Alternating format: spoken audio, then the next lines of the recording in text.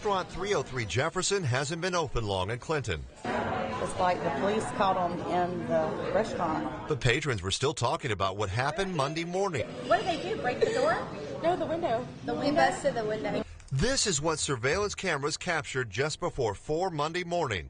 The alarms went off, the cameras were rolling. Quite honestly, I was thinking, the worst, vandals or kids vandalizing, I was going to come into a big mess. A shirtless, shoeless guy who was determined to get inside. In the patio, he smashes the window to the door. He grabs a fire extinguisher. Looks like he's trying to, but I don't think he can get it to work. Once inside the restaurant, he grabs a few beers, throws a few chairs, even posters off the wall. He had plenty of time to get in and out, but lingered around just a little too long. As he exits the back door, police are there to greet him and throw the cuffs on him. Suffice to say, the geography of this crime leaves a lot of questions. It is across the street from City Hall. And oh, by the way, the restaurant is also next door to the mayor's house. I would think the further away from the police station, the better off you are. But the mayor and police are trying to get to the bottom of this break-in and learn more about the suspect, identified as 33-year-old Gordon Edward Jensen. Police charged him with commercial burglary. My goal while I'm in office is to just let the criminals know you don't want to come here. Police station's right there right now. The police station's where? It is the subject of table fodder at the Clinton restaurant while police pursue the case against the suspect who didn't believe in the policy, no shirt, no shoes, no service. In Clinton, Scott Simmons, 16 WAPT News. Evelyn Mendez says she and her family hid in their rooms for what seemed like forever early Saturday morning. 7 intruders held them captive at gunpoint. 2 hours, 3 hours on, we were just scared, we was crying, everybody. She says the men ransacked the home. They were looking for money, all the while making the victims get on the ground. Then she says they tried to grope her family members. They tried to touch my sister on my aunt because she was underwear. They touched everything. And they were throwing eggs at your head. In the head and in our face. Her brother, Ever Mendez, says he was trembling as the men put guns to his head. ¿Qué pensaba? Tenía miedo. Sí tenía, mi cuerpo temblaba. Así. Tenía mucho miedo. The family says the men made themselves at home as they waited and worried. They watched TV, they drank juice, they did everything here. Mendez says they waited till the men drove off with 3 vehicles stolen from the home before deciding the coast was clear. We hear that truck was in that traffic light, we just say they're gone, so we called the police. Now they're installing safety lights and security cameras and even considering getting a gun to guard themselves. In Jackson, Erin Kelly, 16 WAPT News. I miss him. It's my boy. That is my boy. He's, when she had him, it's been like, he's always been here. Barbara Jones wears the worry on her face. She hasn't seen her grandson, 20-year-old Darius Brent, in more than 3 weeks. Wednesday morning, Jackson police found a body under a home in the neighborhood where friends say they last saw Brent.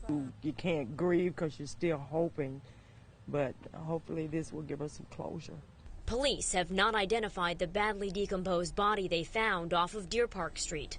They were searching the neighborhood for Brent, who last called home July 8th. It was a strong stench in the area of Deer Park Street, which alarmed the detectives along with the officers to this residence. Brent's mother has been asking neighbors what happened to her son. They said that it was a shooting over on Central and Rose Street, and they saw when people, they were shooting, and they saw a body fall and get picked up and carried away.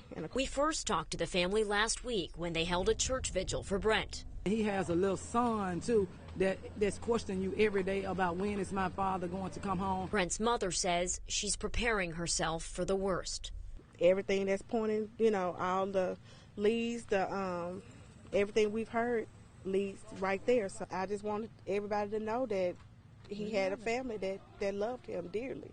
I just want the public to know we love Darius. We still love him. And if it turns out that this is him, then we'll just do what we need to do to make sure that he's properly taken care of. In Jackson, Erin Kelly, 16 WAPT News. Memorial Day is always a holiday that opens up waterways all across the state. The boaters are back on the res this summer, and with them, the people patrolling to keep everyone safe. Last year, we actually had death on the water. The Memorial Day the year before, we actually had 3. So far, Lieutenant Randy Newell of Wildlife and Fisheries says most boaters have been on their best behavior. Officers have been checking. We're checking for boat registration. Appreciate it, guys. Have a safe night. And life jackets for all aboard. Golly. That's what it's all about. You a good mama. And they're making sure no one is driving drunk. Inexperience, the heat, and alcohol. You mix those 3 components together and it's a recipe for a deadly disaster. Boaters say it's a small thing they can do to keep all 33,000 acres of water safe. Sure, I have everything, like they were checking, the life vest, throwables, fire extinguishers, make sure everything, the boat's seaworthy. It's just a time to relax, have fun with the family and friends, and remember those that, like I say, passed on before us. If the people stay as safe as they've been the last 2 days tomorrow, we're going to be okay. I don't want to jinx it, but this weekend's been awesome, man. At the reservoir, Erin Kelly, 16 WAPT News. I like it. I'm in with you. Greg, there it is. That's our offer. What do you say? Got an offer. What are you going to do? I agree. We will accept the deal. Lori, Robert, let's do the deal. All right. And just like that, Stephen Cochise and Greg Cronin, 2 men from Mississippi, went from trying to survive the sharks to swimming with them. It's awesome! The pitch was filmed back in September, meaning the pair had to keep their excitement under wraps for nearly 5 months. At first it was very, very tough, but as time went on, daily life took over and it was pretty easy. The duo sold 50% of their homemade locker organizer company, Locker Bones. He told us, you're going to get a big bump tonight when this airs, whether you get a deal or not. Only minutes after making a deal with Lori and Robert, their website crashed with over 1 million people logging on. And despite becoming a nationwide sensation overnight, they're hoping to keep production right here in Mississippi. That's our dream. We would like to add more jobs to the economy of Mississippi. So we've had local people jump in and be a part of this whole process. So it's really been cool to drive around the city, meeting with people to bring this dream together and see that every resource you need to take a product to the national market and to the world is right here in Jackson, Mississippi. Now they go from small fish to big sharks of their own. From Ridgeland, Mike Perchik, 16 WAPT News. The members of Eagle Lake Baptist Church looking to find a new home. This is what was left behind. Members say they're thankful that the fire happened in between morning and evening services, the one part of the day when the building is empty. This occurred right at the height of just a horrific thunderstorm. All indications are that this may be storm related, and it's just a tragic loss for the community. God's apparently got a different plan for us. We've been growing so much, so maybe we just need to expand our laws a different way. Church leaders say they have insurance, but it might not be enough to cover everything that they've lost. But they say they've already received calls about donations. In Eagle Lake, Erin Kelly, 16 WAPT News.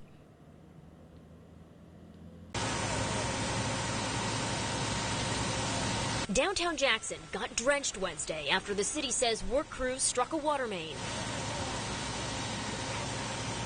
The water soared several stories high. One attempt to get it under control made it worse. That's when we decided we were too close.